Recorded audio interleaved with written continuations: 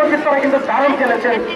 দর্শক, আমি আবারও বলছি, মাদক এবং সন্ত্রাস মুক্ত সমাজ করতে হলে কিন্তু খেলাধুলার সাংস্কৃতিক গণনা চালিয়ে যেতে হবে।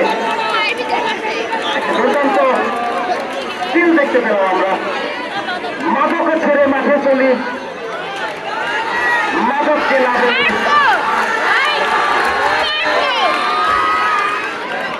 ধূমপান, বিষপান, ধূমপানকে এড়িয়ে চলি।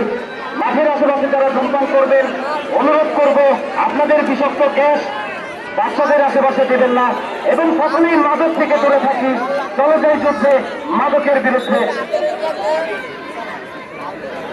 আমি বাংলাদেশ ফুটবল ফেডারেশন থেকে আগত আবারও মেডিকেল টিমে দৃষ্টি আকর্ষণ করছি। এখানে একজন গোলকিপার আহত হয়ে পড়ে আছেন। দর্শক, আপনারা যদি মেডিকেল টিমের গাড়িটি দেখতে পান, অতি তাড়াতাড়ি মাঠের বাম পাশে পারপোস্টের সামনে নিয়ে আসবেন।